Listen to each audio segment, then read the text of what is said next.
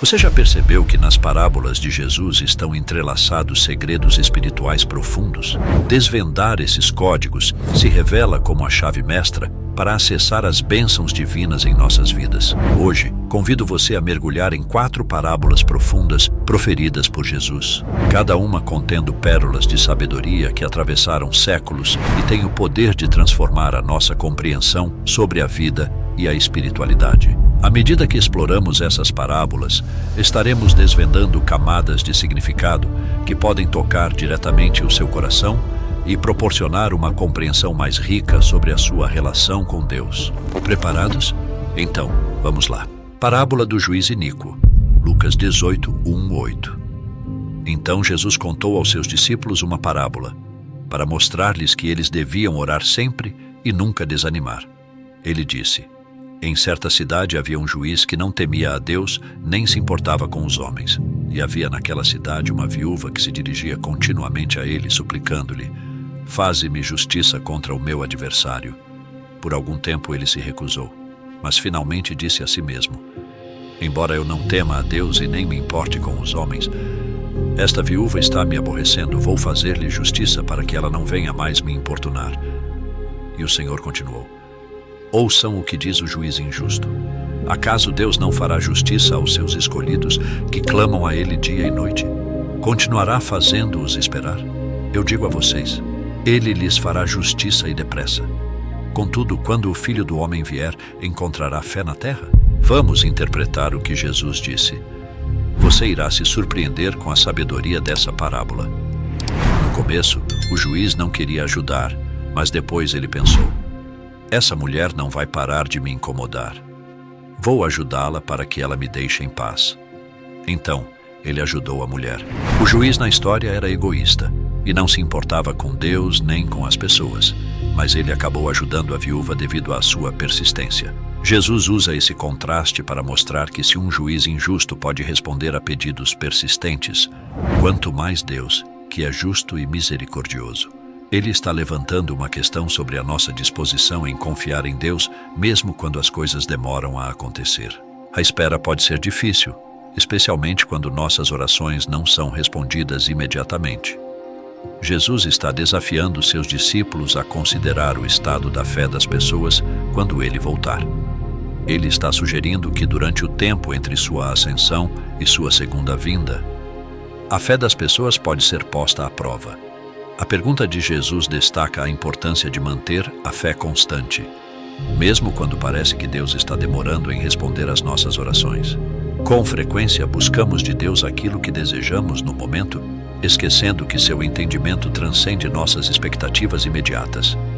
Deus, em sua sabedoria infinita, muitas vezes sabe que antes de nos conceder certas bênçãos, é necessário nos preparar, moldar e nos fortalecer.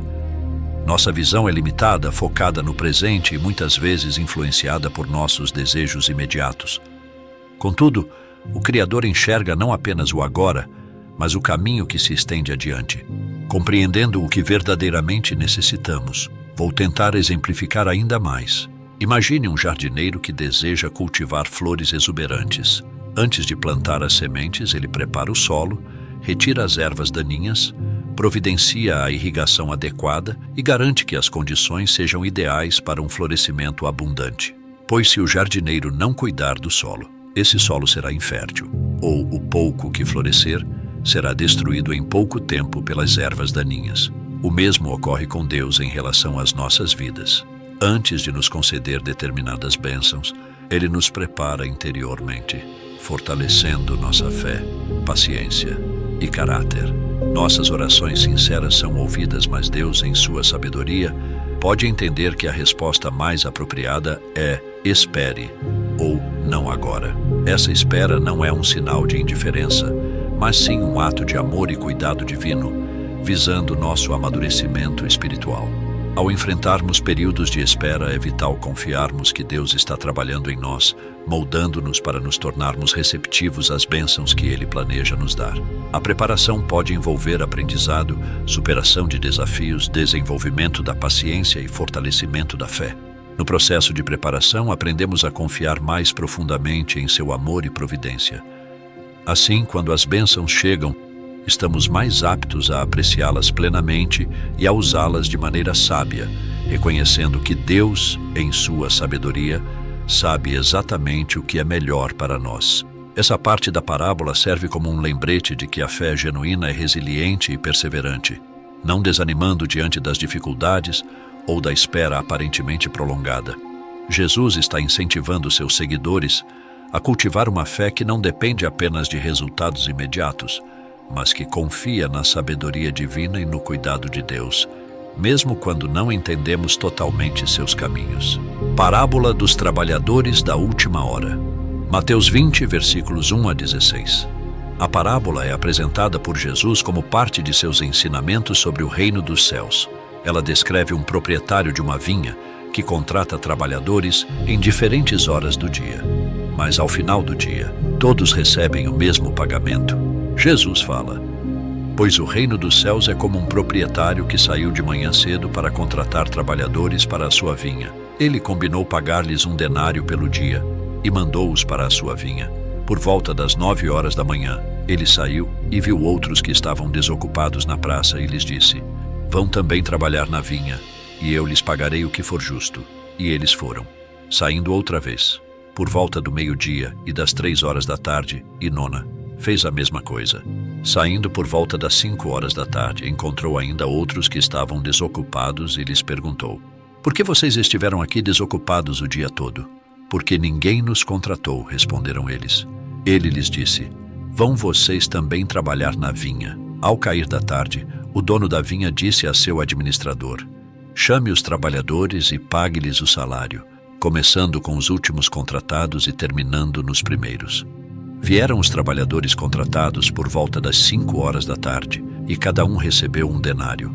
Quando vieram os que tinham sido contratados primeiro, esperavam receber mais, mas cada um deles também recebeu 1 denário. Quando o receberam, começaram a se queixar do proprietário da vinha, dizendo-lhe: estes homens contratados por último trabalharam apenas 1 hora, e o Senhor os igualou a nós que suportamos o peso do trabalho e o calor do dia. Mas ele respondeu a um deles: amigo, não estou sendo injusto com você. Você não concordou em trabalhar por 1 denário? Receba o que é seu e vá. Eu quero dar ao que foi contratado por último o mesmo que lhe dei. Não tenho o direito de fazer o que quero com o meu dinheiro? Ou você está com inveja porque sou generoso? Assim, os últimos serão os primeiros, e os primeiros serão os últimos. Essa parábola nos ensina sobre a graça abundante de Deus e a igualdade na oferta da salvação. A mensagem central é que no reino dos céus, a recompensa não é baseada nos méritos humanos, mas na graça imerecida concedida a todos. Vamos aprofundar de maneira simples, para que todos entendam genuinamente a sabedoria por trás dessas palavras. Essa metáfora convida os seguidores de Jesus a abandonarem a mentalidade de comparação e competição espiritual, incentivando-os a viverem em humildade. A parábola ressalta que a salvação não é um prêmio a ser conquistado, mas um presente imerecido oferecido por Deus a todos os que respondem ao seu chamado. Portanto, sendo um presente imerecido por nós, não faz sentido fazermos juízo de merecimento e justiça, nos superestimando com relação aos outros pelo tempo no caminho da fé. A parábola desafia a ideia de merecimento e recompensa, destacando que a generosidade divina não se limita ao tempo na fé, esforço ou histórico pessoal. O versículo final que diz: assim, os últimos serão os primeiros, e os primeiros serão os últimos. Dentro da teologia, pode ser interpretado de maneira diversa por diferentes teólogos e estudiosos da Bíblia. Porém, uma das interpretações mais aceitas é derivada de uma abordagem pastoral. Vamos à explicação. Quando Jesus fala, os últimos podem representar aqueles que, mesmo que inicialmente pareçam estar em uma posição desfavorável ou com menos visibilidade espiritual aos olhos humanos, podem se destacar pelo coração puro, por sua humildade, sinceridade e relacionamento genuíno com Deus. Os primeiros, por outro lado, pode simbolizar aqueles que estão há muito tempo no caminho da fé, mas cujas motivações ou fé podem ter esmorecido ao longo do tempo. A frase pode ser interpretada como um chamado à autorreflexão e ao arrependimento, encorajando as pessoas a cultivarem um coração humilde e uma devoção sincera e permanente, independentemente de sua posição aparente na esfera espiritual. Nesta perspectiva, a mensagem de Jesus sugere que Deus valoriza muito mais a qualidade do relacionamento com Ele, ao invés da quantidade do tempo de sua jornada na fé. A parábola do banquete de casamento. Mateus 22, versículos 1 a 14. Jesus conta a parábola do banquete de casamento em resposta aos líderes religiosos judeus da época. Os fariseus e herodianos estavam tentando colocar Jesus em uma situação delicada, esperando que ele dissesse algo que pudesse ser usado contra ele. A parábola era uma resposta de Jesus a essa tentativa de pegá-lo em suas palavras. Em vez de responder diretamente à pergunta deles, ele escolhe contar uma parábola que destaca a rejeição por parte dos líderes religiosos judeus, a inclusão dos gentios e a importância de aceitar o convite do reino de Deus. Jesus voltou a falar por parábolas, dizendo: "O reino dos céus é como um rei que preparou um banquete de casamento para seu filho. Ele enviou seus servos aos que tinham sido convidados para o banquete, dizendo-lhes que viessem, mas eles não quiseram vir. Então, enviou outros servos com a ordem de dizer aos convidados: Vejam, preparei o meu banquete.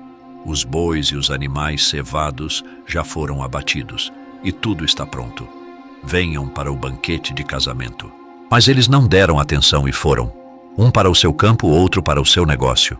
O restante apoderou-se dos servos, maltratou-os e os matou. O rei ficou irado e, enviando seu exército, destruiu aqueles assassinos e incendiou a cidade deles. Então, disse aos seus servos: "O banquete de casamento está pronto, mas os meus convidados não eram dignos. Ide, pois, para as encruzilhadas dos caminhos e convidai para o banquete a quantos encontrardes." Assim aqueles servos saíram pelos caminhos e reuniram todos os que encontraram, tanto maus como bons, e a sala do banquete ficou cheia de convidados. Mas quando o rei entrou para ver os convidados, notou ali um homem que não estava usando veste nupcial, e lhe perguntou: "Amigo, como entraste aqui sem veste nupcial?" O homem emudeceu. Então o rei disse aos que serviam: "Amarrai-lhe as mãos e os pés, levai-o e lançai-o para fora nas trevas. Ali haverá choro e ranger de dentes, pois muitos são chamados, mas poucos são escolhidos." Aqui, o rei representa Deus e seu filho simboliza Jesus. Os primeiros convidados que recusam o convite são uma representação do povo de Israel, especialmente os líderes religiosos da época que rejeitaram a mensagem do Messias. Os novos convidados que são chamados para o banquete representam os gentios e outras pessoas que aceitam a mensagem do Evangelho. A veste nupcial é interpretada como a justiça de Cristo, que são os princípios e valores ensinados por Ele, que são necessários para participar do reino de Deus. O homem que não tinha a veste nupcial representa aqueles que professam fé, mas não têm um coração transformado e não vivem de acordo com os princípios que Jesus ensinou. O destino desse homem sem veste nupcial simboliza a exclusão daqueles que aceitam de maneira passiva a palavra de Deus, sem compromisso genuíno, e não vivem verdadeiramente os princípios e valores ensinados por Jesus. Quando Jesus fala, muitos são chamados, isso refere-se à oferta universal da graça de Deus. Deus, por meio de seu convite, chama todas as pessoas para entrar em comunhão com Ele, independentemente de sua origem, status social ou histórico de vida. Esse chamado é uma expressão da graça divina que está disponível a todos. E em seguida ele fala, poucos são escolhidos. Essa frase está sendo explicada como uma referência à escolha feita pelas pessoas em resposta ao chamado divino, e não como uma predestinação de algumas para a salvação e outras para a condenação. A ênfase está na responsabilidade humana diante desse convite. A escolha mencionada está relacionada à resposta das pessoas ao chamado de Deus. Aqui a ideia é que a escolha não é arbitrária, mas sim uma decisão consciente e ativa por parte das pessoas que são chamadas. Essas são aquelas que respondem de maneira sincera, aceitando o convite divino e comprometendo-se a viver de acordo com os princípios que Jesus nos ensinou. A parábola em questão adverte sobre a importância não apenas de aceitar o convite inicial, mas também de permanecer fiel aos ensinamentos e valores do reino. A conclusão da parábola destaca que a participação plena nas bênçãos do reino requer uma resposta ativa e uma escolha consciente de viver de acordo com os princípios de Deus. É uma chamada à responsabilidade e fidelidade, enfatizando que o convite é estendido a todos, mas nem todos escolhem seguir o caminho da transformação e compromisso com os ensinamentos divinos. Em suma, a mensagem é sobre a responsabilidade de seguir os ensinamentos de Deus, pois todos são chamados, mas a decisão de ser um escolhido não está nas mãos de Deus, mas sim nas nossas próprias mãos. Parábola da figueira estéril. Lucas 13, versículos 6 a 9. Um homem tinha uma figueira plantada em sua vinha. Foi procurar fruto nela e não achou nenhum. Por isso disse ao que cuidava da vinha: já faz 3 anos que venho procurar fruto nesta figueira e não acho. Corte-a, por que deixá-la inutilizar a terra? Respondeu o homem: Senhor, deixe-a por mais 1 ano e eu cavarei ao redor dela e a adubarei. Se der fruto no ano que vem, muito bem. Se não, corte-a. Nessa parábola, a figueira que não produz frutos representa metaforicamente uma vida que não evidencia as essenciais qualidades espirituais, como amor, alegria, paz, paciência, amabilidade, bondade, fidelidade, mansidão e domínio próprio, que são os 9 frutos do Espírito, conforme Paulo descreve em Gálatas 5, versículos 22 e 23. Ao mencionar a busca de Deus por frutos na figueira, destaca a expectativa divina de que as pessoas manifestem algum desses frutos no mundo. Uma pessoa que não manifesta nenhuma dessas virtudes se afasta da graça de Deus. Essa carência de frutos sugere uma desconexão com os valores fundamentais do reino, transformando a pessoa espiritualmente infrutífera. Isso revela a importância de cultivar uma vida que reflita essas virtudes para permanecer em sintonia com a graça de Deus. Assim, a figueira estéril torna-se um símbolo de uma vida que não experimenta a transformação interior desejada e não responde positivamente ao chamado de Deus. A mensagem central é clara. Deus espera que cada indivíduo, representado pela figueira, manifeste os frutos do Espírito em sua jornada espiritual. Caso contrário, existe o risco de enfrentar uma inutilidade espiritual, semelhante à figueira que falha em cumprir sua função de produzir frutos. Jesus, ao mencionar se der fruto no ano que vem, muito bem. Se não, corte-a, está enfatizando a paciência divina e a oportunidade dada para a transformação e frutificação espiritual. Ele sugere que Deus é paciente, permitindo tempo para que as pessoas se arrependam e mudem suas vidas. Contudo, também implica que há um limite para essa paciência e que, se não houver uma resposta positiva ao chamado divino, pode chegar o momento em que haverá o corte. Embora o significado exato desse corte seja um mistério, podemos interpretá-lo como envolvendo consequências negativas em nossas vidas. Ao mencionar a busca de Deus por frutos na figueira, destaca a expectativa divina de que as pessoas manifestem algum desses frutos em suas vidas terrenas. Encerramos o vídeo com uma chamada à autorreflexão. Você está respondendo ao chamado de Deus com uma vida que produz algum dos 9 frutos do Espírito? Ou você é apenas uma figueira estéril, que serve apenas para ocupar espaço na terra? Se você acredita na palavra de Deus, convido você a fazer parte da nossa comunidade. Inscreva-se no canal para não perder nenhum episódio futuro, repleto de revelações que iluminarão ainda mais o entendimento das mensagens de Deus. Basta clicar no botão de inscrição e fazer parte dessa jornada transformadora. Deixe seu like. Não custa nada para você e isso ajuda nosso canal a crescer, fazendo a palavra de Deus alcançar outras vidas. Compartilhe este vídeo com amigos, familiares, colegas. Espalhe a luz que encontramos aqui juntos. Comente nos comentários abaixo suas reflexões, perguntas ou até mesmo sugestões para os próximos temas. Este canal é um espaço para todos nós crescermos juntos na compreensão genuína das mensagens divinas. Fique com Deus e até a próxima interpretação bíblica.